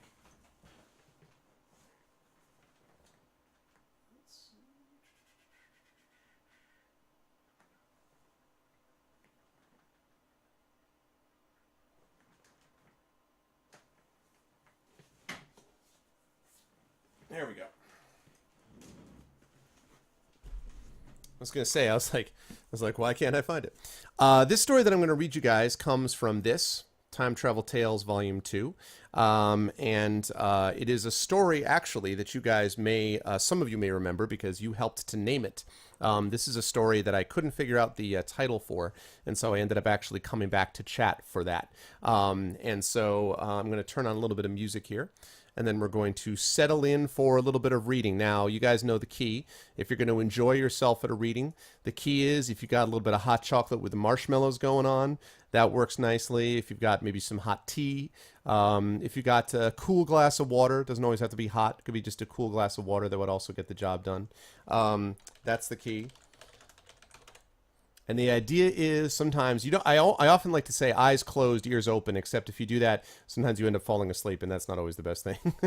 So I don't know if you want to do that, however. Let's see here. No, I've already played that. So let's pop up to this next one. Let's start with this, actually. There we go. Okay. I've got a little bit of music. Just a little bit.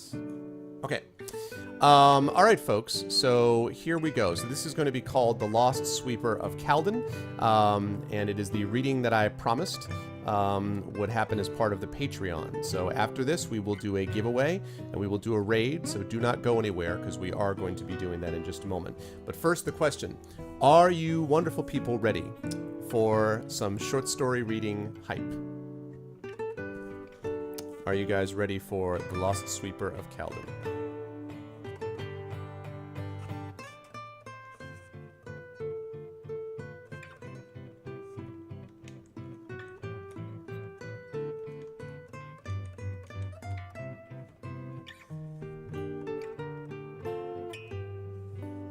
Waits for that delay. Still waits for the delay. Yes! There we go. I don't know if I'm ready, but I'm excited. Ready, alright. Cool. Alright, here we go. The Lost Sweeper of Kaldin, and I'll actually show you guys. I did not have this when I read this to you the first time. This is the illustration that comes with it. That's the illustration that was done by actually the artist who's doing the first portion of Icarus, my graphic novel. So, with that, I give you, and if anybody comes in, if you could just let them know. I don't want to stop and sort of tell everyone, so if people would be so kind as to let people know coming in and they're like, what's this? If you could tell them what's going on, I would appreciate it. The Lost Sweeper of Kaldin. Artaban's metal-clad hand firmly clamped over the body of the struggling two-folded sweeper. Its head whipped side to side as its wheels spun and gears squealed in protest. Artaban-driven gear, third revision, shook his head and sighed. This was the 5th time this cycle he had to track down a rogue sweeper, about 5 times more than normal, and there was no obvious reason for the uncanny increase. He'd started with the 4th level formation device, the FLFD, of course. He'd rotated the inductor coil a total of 73 revolutions so far with no result, and run the scaler over the central conducting spring 136 times until it was smooth enough to reflect light. But the sweepers the device was producing continued to deviate from their movement patterns. It was possible that 5 individual sweepers were simply defective, but their job to scour the floors for loose pieces of metal and coil and pulverize them in their small but powerful interior mashers was a painfully simple one. Besides, it had never happened before, at least for as long as Artaban could remember, which was a long time indeed. He took pride in his memory. Of all the caretakers in the Quadrant Clock, he had the fewest missed assignments and the fewest mechanical inconsistencies in his sector. Yet here he had 5 deviations in one cycle. Trouble was sure to come of it. With another sigh, Artaban rose to his full 7-foot height, still holding the squirming two-folded sweeper in his massive glove. Steam hissed and metal gears whirred as he straightened himself, looking down the long corridor which led from the 4th level auxiliary engine room to the main hub of the level. His Mark II mechano goggles, a trifle outdated but he never felt comfortable with the Mark III's, clicked as he cycled through several frequencies and light spectrums until he returned to day, normal ambient. He'd used X-ray heavy to find the offending sweeper, which had scurried underneath a row of gears and pistons in the back of the room at his approach, which, sadly, was never quiet. Tri-plated and appropriately jointed grayish-gold Valenium covered his legs all the way to the waist, while his arms and torso were fitted with the same material, overlaid by a steam-powered, gear-covered exoskeleton. It made him strong enough for the tasks required, lifting a ton of loose debris and various metallic odds and ends, pile-driving through the little rock structure still visible near the ground levels of the quadrant clock, but not particularly stealthy. Oh, he could fix items with his finely articulated glove overlays, the fine detail region inspector's 2400 grade. But he was no seeker. His was to build, repair, form, and clear, not track down and capture a measly two-fold and sweeper. But he was beginning not to trust the FUD, even if he could find nothing wrong with it, and until he could ascertain exactly what was going on, he was determined not to add to the problem. If the Seeker had the same problem as the Sweepers, it might wander off into the machinery and cause damage which could take hundreds of cycles to fix. So here he was, holding a piece of rebellious machinery 1,000th his weight, a little wriggling metallic creation of 100 small gears and springs, and one central power core barely strong enough to light an instrument panel. Like the others, this would have to be destroyed. With a hiss and clank, Artaban set off down the hallway, one massive boot after the other impacting the indefatigable metal floor. A soft crunch came from within the body of the Sweeper as it twisted toward him, and the caretaker eyed it suspiciously. Beyond the obvious potential for embarrassment with the other caretakers at his inability to maintain his sector, defective items bothered Artaban on an almost primitive level. Things had a certain way of working, predictable and obvious and unfaltering, and when they broke down, there were clear reasons as to why. He doubted very much that his father, or his father's father, had ever been as vexed by an improperly functioning unit as he had. But then, he doubted that either of them had to deal with as complex an environment as he did. Emerging into the fourth level's main hub, he turned left towards the passageway which led to the main compactor. He halted, as always, in front of the clear shell window, practically invisible but nearly as strong as his Valenium-covered suit. He had seen this sight 6,755 times to date, yet it had never grown tiresome. The quadrant clock stood in the center of the city of Tem, largest metropolis on the world of Caldon. As the clock slowly turned, half a rotation for every quarter cycle, the whirling gears and sparkling machinery of the city glittered below. To the west was the Builders District, the skyline uneven and erratic. To the east was the Parts District. To the south lay the Mechanofields, the testing and proving ground for every invention made in Tem. And to the north stretched one massive triangular building made of brightly gleaming metal, the core, the seat of government and religion in Caldon. And towering over the city and planet, holding the entire surface of the world together, was the quadrant clock, regulating the time and energy without which the mechanical structures, and life itself on Caldon, would fail. Our world, Artaban heard something say with a grinding crunch, and with a start he looked down at the source of the voice. It was the Sweeper. This is our world, it repeated. Artaban recoiled, almost dropping his captive. Sweepers couldn't talk. Well, certainly not the two-folded kind. They had no vocal mechanism. Yet there it was, external metal jaw working as if it were speaking. All that we are comes from this place.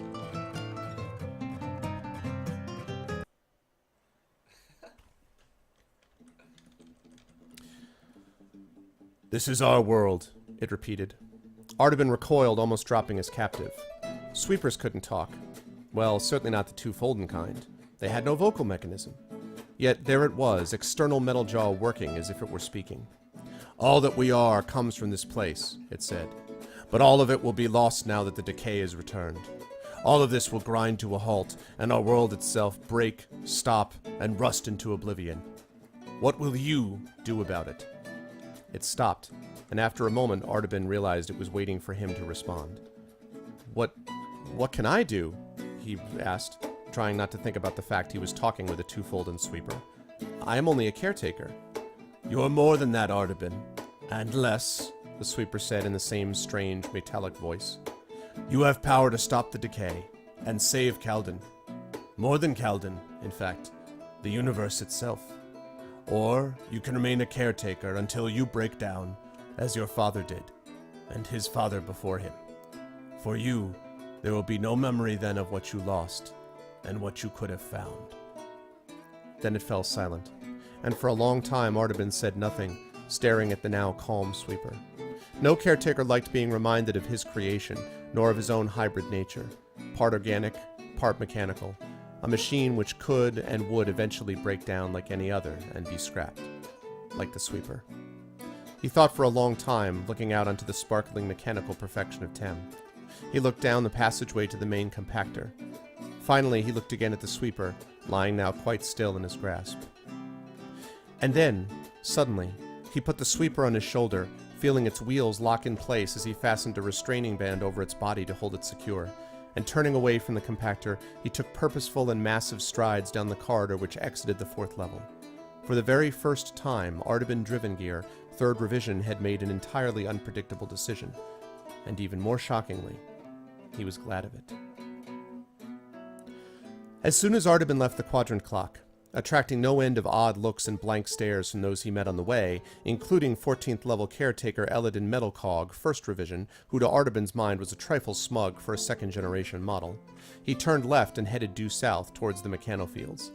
Caretakers all lived within the clock, of course, and seldom ventured outside its confines except to perform repairs on the base of the building. When they did go elsewhere, it was invariably toward the Mechanofields, usually to test a new cleaning device or a tuning instrument for possible use in the clock. There had been a single situation Artaban could remember where a caretaker had gone in another direction after leaving the building, when 9th level caretaker Irodel Socketwheel, 5th Revision, had gone directly to the core. But he had been summoned for that trip by the Council of Makers and was under heavy guard, and of course, he never came back. For everyone else, a caretaker going anywhere other than the Mechanofields would raise more than a negligible amount of suspicion. So it was fortunate that Artaban's destination was what it was. He had questions, and he knew of only one creature with the potential answers, and that meant a journey to the Mechanofields.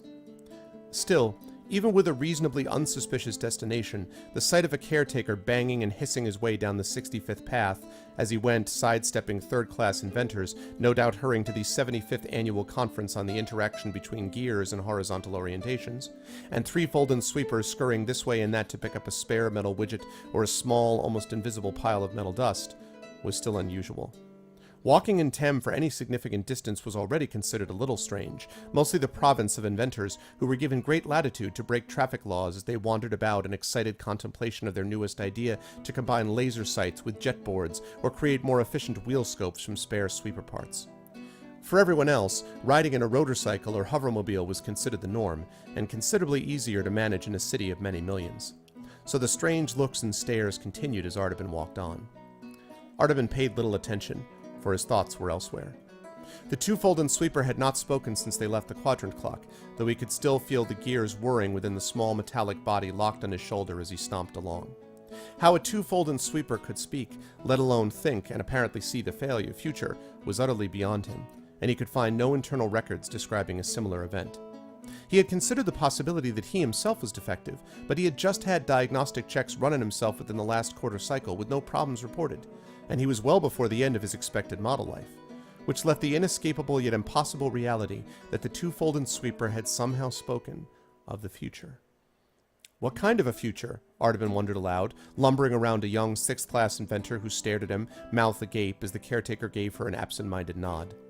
To be reminded of his own inevitable breakdown was one not very pleasant thing, but it was not the first time he had received such a reminder, usually from the quadrant clock coordinator, who was irritated at a slight misalignment in gear 6082 or something similar. But to hear of the decay, a term he had only heard once before many cycles ago, that was something else entirely. Artaban wondered vaguely if this was an elaborate test of his caretaking protocols, an attempt to determine how efficiently his systems were running. But this was an awfully complex and involved test, involving technologies well beyond Artaban's knowledge, if it was one at all. But the QCC had been annoyed at them last cycle. Perhaps he stopped short as a hovermobile whizzed in front of him, and as he looked up he saw that he had arrived at his destination, or at least the first part of it. Across the 98th route, as it intersected with the 65th path, stood an enormous metal gate, the entrance into the Mechanofields. Two massive levers at least 10 feet high emerged from the ground on either side of the gate. Standing silently next to each lever was an even larger metallic figure, gleaming in the reflected light from the fluoro lamps lining the 98th route. Gate Guardians, of course. With a sigh, Artaban marched across the route and stopped on the other side in front of the leftmost Guardian. The top of his head barely came up to the Guardian's waist.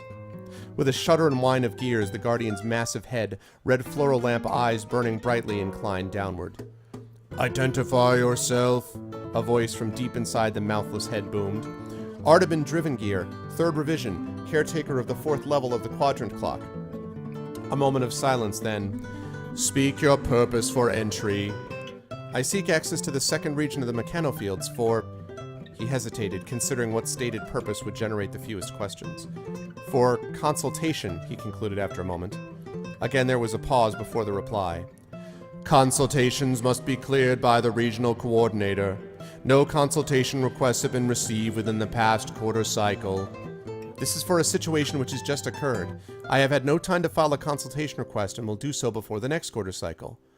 Then your request for entry will be approved then. Artaban frowned and shook his head as steam hissed.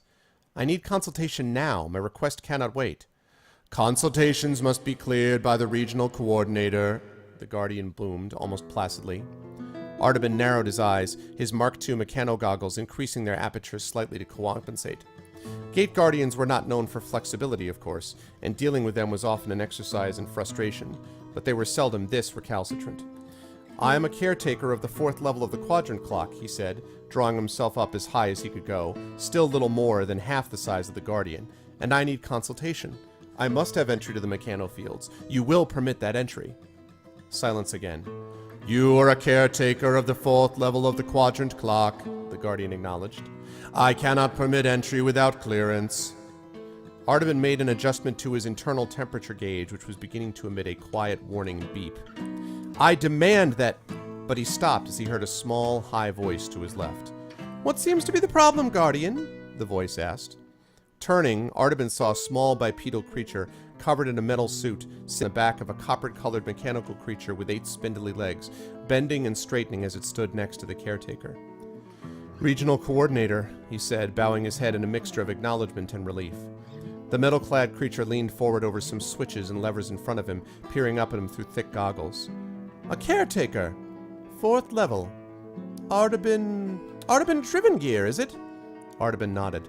The regional coordinator said, leaning back in his seat. Why is a caretaker venturing outside of the quadrant clock? I already explained to the QCC that we're not done testing the newest Seeker model, and until we are, I can't authorize them for mass production. I can't just wish them into existence and... No, Artaban cut in hurriedly. The QCC didn't send me. I came on my own. The regional coordinator tilted his head. Your own, you say? Artaban nodded. The small creature said, his voice skeptical. Caretakers don't do things on their own, Artaban. Yes, sir, Artaban replied. These are unusual circumstances. I was coming to explain it to you myself, but I was delayed. He nodded up at the silent Guardian. The regional coordinator glanced at the Guardian, then back at Artaban. After a moment or two, he shrugged. Open the gate, Guardian, he said. Consultations must be cleared by the regional... Override! The regional coordinator interrupted impatiently. I am the regional coordinator of the mechanofields. A quiet whirring sound followed this remark. Reneman Ratchet, Mechanofields Regional Coordinator, acknowledged. The Guardian turned to the gate, its companion on the opposite side moving as he did, and took hold of the lever. Simultaneously, each Guardian pulled back on its respective lever, gears grinding and clanking, and with a groan, the gates began to rise. Reneman Ratchet waited patiently on top of his 8-legged mount, hands poised on the switches in front of his seat. When the gate was completely open, he nodded at Artaban as his ride scuttled around him and through the open portal. He paused just past the entrance and looked over his shoulder. Well, if you're here to see me, Artaban, follow along and make it quick. I'm behind schedule as it is, and I hadn't planned on fitting in a caretaker's visit of whimsy. Turning, he headed off again. Artaban looked up at the silent Guardian, then stepped through the open gate and followed Reneman Ratchet. He did not bother to look back as he heard the grinding sound of the door closing again, but for some reason he remembered the words of the QCC when he had first begun his duties so many cycles ago. 1 cog out of place means 10 out of sight. Fix all of them now or get none of them right. The memory did not comfort him.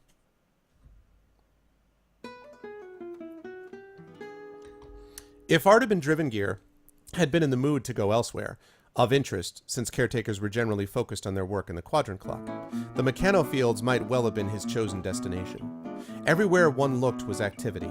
Inventors from 7th all the way to 2nd class scurrying among mounds of all different kinds of metals, springs, coils, nuts, bolts, screws, gears, cogs, fittings, grabbing heaps of each and tossing them inside boxes and crates before rushing off again. Some chose not to rush off at all, but sat on the ground cross-legged, puttering away with their prizes, bizarre machines growing in front of them as they worked. Artaban had heard more than one story of an inventor forgetting everything else, even sustenance and sleep, and staying in the mechanofields until he or she collapsed from exhaustion, hunger, or thirst. Even the tolerance shown towards inventors on Caldon had its limits, and when complaints of their constant disappearances had reached critical levels, the Council of Makers had finally decided to enact ordinances limiting time and access to the mechanofields, requiring guardians to do periodic sweeps of the vast metal landscape to ensure compliance. If this had changed things, though, Artaban could not see it, for blissfully unaware inventors were hammering, connecting, attaching, and building everywhere he looked. He had little time to take the view in, though, for Renem and Ratchet's mount moved at a surprising speed, and it took all of Artaban's long strides to keep up. Finally, the regional coordinator vanished behind a particularly high mound of metal widgets, and as Artaban reached the spot a few moments later, he saw the spindly mount stopped in front of a short, squat building in between two hills of components. Renem and Ratchet struggled with the switches, and as Artaban came up alongside, he could see the small creature muttering under his breath. "The first maker rust this defective bucket of... drat!" He looked up at Artaban. "Get me off this thing, Artaban. Carefully, mind you."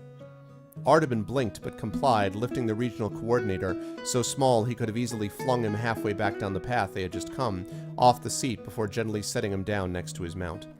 Renem and Ratchet aimed a metal-booted kick at one of the creature's 8 legs, which connected with a clang and sent Renem and Ratchet backward onto the ground. "They all tell us how much more advanced this Octobot is," he said, brushing off some screws as he got back to his feet. "And in the meantime, don't bother to make sure whether the rusted thing actually works. Bah!" Muttering something else inaudible, he turned and walked to the front door of the building in front of him, touching his armored glove to the surface. With a hiss of steam, the door opened, and still talking to himself, the regional coordinator marched inside. Artaban bent down, metal joints groaning slightly in protest, and carefully followed, his head barely clearing the top of the entrance. For the mechanofields, the inside of Renem and Ratchet's home was considerably more organized than the caretaker might have expected. There were still metal inventions in various stages of completion everywhere, along with small mechanical flying devices buzzing around, various three-folded sweepers rolling along the floor, and tables filled with gears and levers and switches. But there were also a couple of empty spaces, and even an open desk behind which sat a wide-backed chair made of some material Artaban did not recognize. The regional coordinator fell into this chair with a clank and a sigh, and after a few minutes he motioned to the open space on the other side of the desk. Artaban, still crouched to avoid hitting the ceiling, half walked and half shuffled to the offered space and sat awkwardly, knees drawn up as if he were a youngling listening to a story. "So," Renem and Ratchet said, leaning back in his chair, which reclined slightly to accommodate him, "you needed to speak to me about something. On your own." Artaban nodded.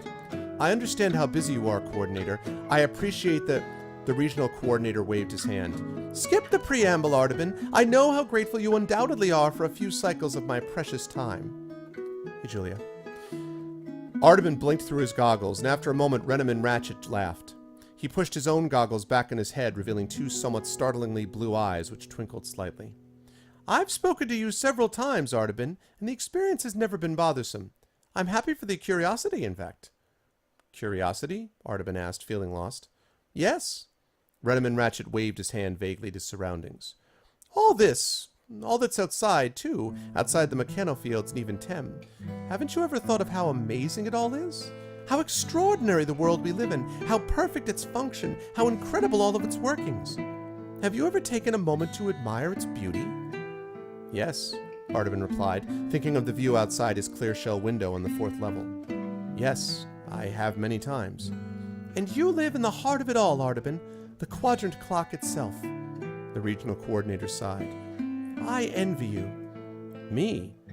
But I'm only a caretaker. My function is not—" "Oh, your function is enormously important," Renem and Ratchet cut in. "You keep the clock running, and that keeps Tem and Caldon running.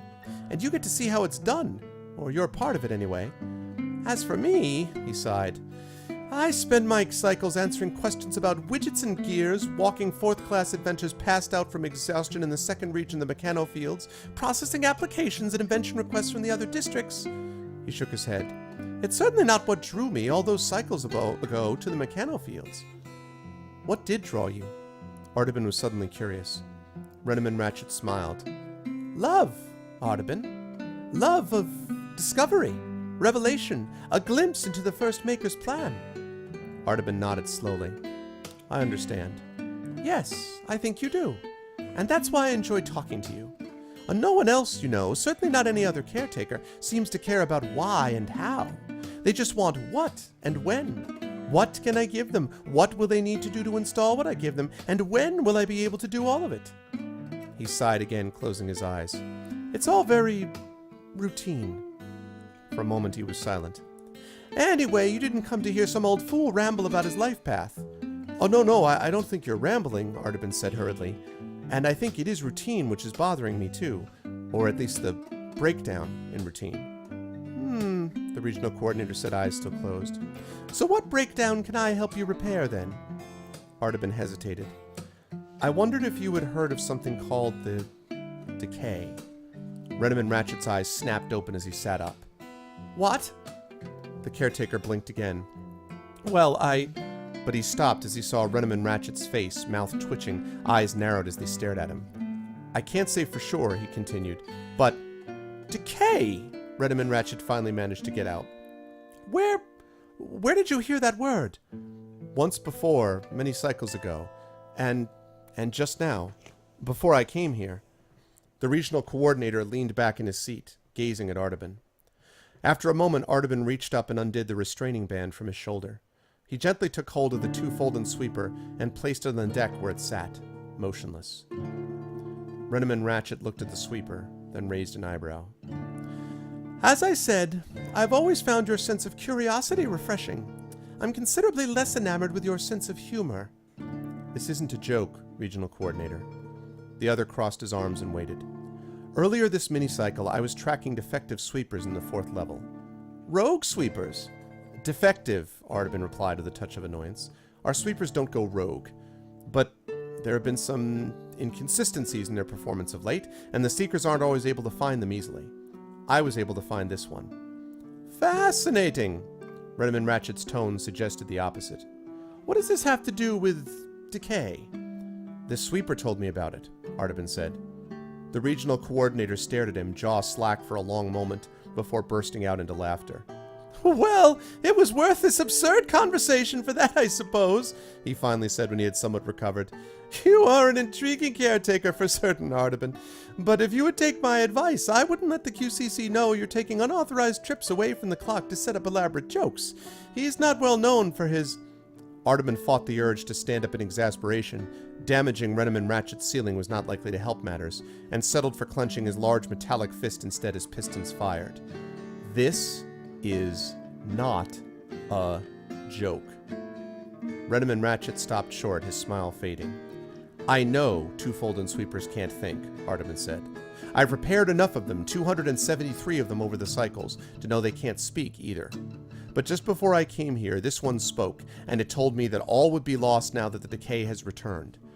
I came to you, he went on somewhat desperately as he saw Renaman Ratchet's smile hardening into a tight-lipped frown, because I don't know anyone else in Tem, or on Caldon for that matter, who could and would be able to tell me what the decay is, or why a two-folded sweeper would know about it.